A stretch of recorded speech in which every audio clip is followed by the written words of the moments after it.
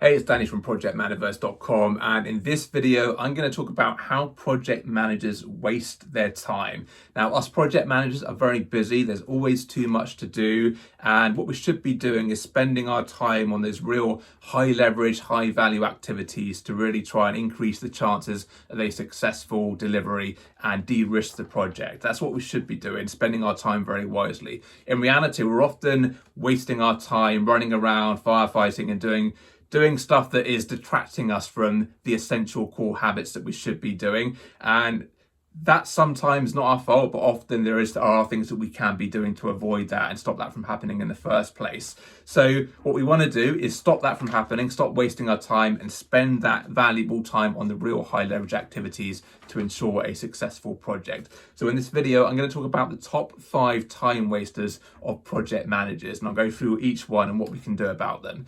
So number 1, the biggest one, is probably firefighting issues that could have been avoided. So firefighting is kind of a part and parcel of a project manager's role, but firefighting means that the issues are coming up and you're putting them out as they come up. And we don't really want to be doing that. That can be avoided, and it can be avoided by just doing the fundamentals of project management. So things like really good planning, making sure you're creating a really good project plan at the start of the project, and then you're maintaining it all the way through the project, and you're reviewing it with your team every week. You're looking ahead at the activities and milestones that are coming up, thinking, right, have we got everything in place to be able to meet that? Are any of these milestones at risk? Right, if they're at risk, what can we do to get them back on track? That planning ahead. Also things like identifying risks and issues at the start of the project, making sure that you're thoroughly managing them and trying to mitigate them and trying to proactively stop them from happening and not just putting them in a log and forgetting about them. Those kind of essential core habits are really important. Also things like just communicating out to your stakeholders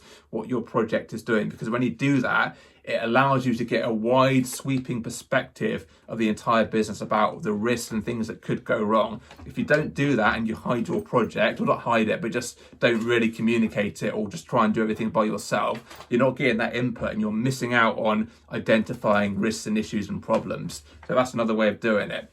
Now, the problem is when you start getting into this firefighting mode, as I say, you're not spending time on the essential things like the project planning, right, the risk and issues management, like the communications, and that in turn creates more issues. So this vicious cycle happens. So you want to be very disciplined from the start of the project. Make sure you're doing the bread and butter activities. Put them in your diary, make time for them, because if you do that, it's going to make your life much easier on the project. It'll give you more time to focus on the good quality stuff, and it will ultimately de-risk your project. That's number 1. Number 2 is preparing updates, especially status updates. So as project managers, a lot of people will want to speak to us and ask us to prepare updates on the project. There's a lot of stakeholders involved. They're usually quite senior, and unfortunately they usually want regular update packs. A pack is like a PowerPoint presentation of how your project is doing, and sometimes they all want different formats, which can be very time consuming. So you almost find yourself spending your time just updating on the project rather than trying to manage it and sorting out the issues and keeping it on track. It can be very frustrating, but there are things you can do about it. So ideally, you want to try and negotiate with those stakeholders. Look, I've got all these updates to do. Can I just do one format and send it out to all of you? That's the ideal. I completely understand you should have a status update pack, that's fine, or some kind of status dashboard. The quicker and easier it is to do, the better. But don't be afraid to have a conversation, even if they're senior, to say, look, can we be reasonable? I've got all this work to do. I've got all these status updates to give. Can we try and keep the format simple and just do it in this format? So don't be afraid to challenge on that one. That's your role as a project manager, to challenge where you need to. If you really can't do that, then at the very least, what you want to do is prepare like a summary version, your own one, that covers all the elements that different people want. So you can just do that summary version. Once that's done, then it's just a matter of cutting and pasting it into the different formats. And what you probably can do is get someone else to do that. If you can get some kind of junior admin assistant on the project, which is usually quite cheap, you can get them to do those kind of tasks for you. You might have a PMO on your projects as well that could do that for you as well. But yeah, so that's the other thing. So try and avoid doing different versions of status updates if you can. Big time waster. Time waster number 3 is going to meetings or wasting times in meetings or having meetings that are far too long. Now, I'm not anti-meeting. I think meetings are really important, especially for project managers. That's how we get our outcomes for the project. If there's a problem, get people on a meeting, talk it through, resolve it. You have to have meetings, but you can be tempted, not even tempted, you can be pulled into going to too many meetings that aren't really that important for you as a project manager.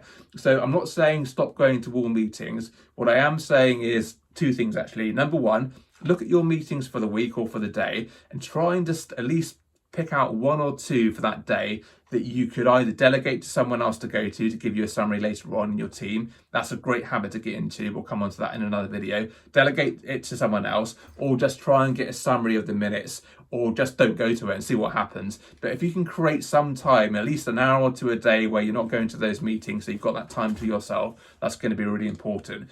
Also, with the meetings that you do go to, your meetings especially, make sure you've got clear outcomes for those meetings. What are your objectives?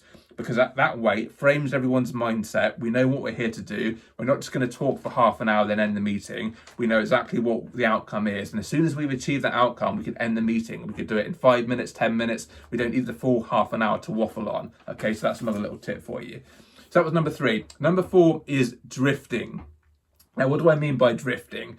Now, you'll find this, experienced project managers will know what I'm talking about, but you'll find sometimes there's issues on your projects, or there's parts of or there's some kind of work or activity that just seems to drift and go on and on and on, and it keeps going on. It never seems to end, and you never get anywhere. That's what I call drifting. You want to stop wasting time drifting, and there's various ways to do that. The easiest way is to be disciplined and just know exactly what your outcome is for that piece of work. And you have to learn how to become a closer and close things down quickly. Don't let it drift too long. And things drift usually because we're too busy and we're spread too thin. We don't have time to focus on that thing and chase it up. But you have to be disciplined and keep applying the pressure and close those things down. So make sure you're minuting all the meetings and then following up on the actions ahead of the next one.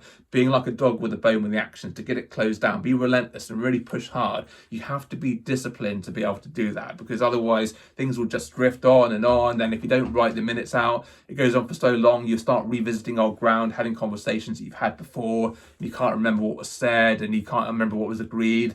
And you don't want to be that project manager that has things drifting all the time. You want to be a closer, get things closed down. You have to be disciplined, aggressive, and just get it done. Okay, so that was number 4, drifting. Number 5 is fallout from sloppy housekeeping. So what do I mean by that? I mean things like wasting 10 minutes trying to find an email that's quite important, that you could have just stored somewhere carefully in a very important folder. You don't want to be wasting time trying to find documents or trying to find emails or losing emails and having to repeat a meeting because you lost the minutes. Just be organized with your housekeeping. Keep your documents in one place, have a nice file structure for your emails, and just be disciplined with that kind of stuff, because otherwise you'll be just wasting time. Things like, links on your favorites links. Don't lose the links to things, to certain website pages that you need for your project. Just make sure it's all organized, because you can waste a lot of time just trying to find things or losing documents, and that's just unnecessary, right? You don't want to be wasting your time on that kind of stuff. Okay, those are the 5 tips. I'll quickly recap and then we'll call it a day. So number 1 is firefighting issues that could have been avoided by doing good project management in the first place, like good planning, good risk and issues management, good communications. Number 2 is preparing update packs or status update packs. Try and just have one version that you can cascade to everyone, or at the very least have your own template that's got all the elements in there so you can cut and paste it, and try and get an assistant if you can to do that for you. Number 3 is meetings. Don't feel you have to go to every single meeting. Try and delegate, or at the very least just or just don't even go to them and just get the outcomes and the minutes of the meetings and read those later. Number 4 is drifting. Don't have areas of your project that are just drifting on aimlessly. Make sure you've got clear outcomes from those areas, and you've got a plan to get there, and you're following up on those actions and you're closing it down. And number 5 was fallout from sloppy housekeeping. So things like trying to find documents, trying to find emails, repeating meetings that I had before because you didn't minute them, those kind of things. Okay, that's it. Hopefully that was useful for you. Give it a thumbs up if you enjoyed it. And if you want to see more videos like this one, I'm doing daily videos, so hit that subscribe button. And until tomorrow, please take care.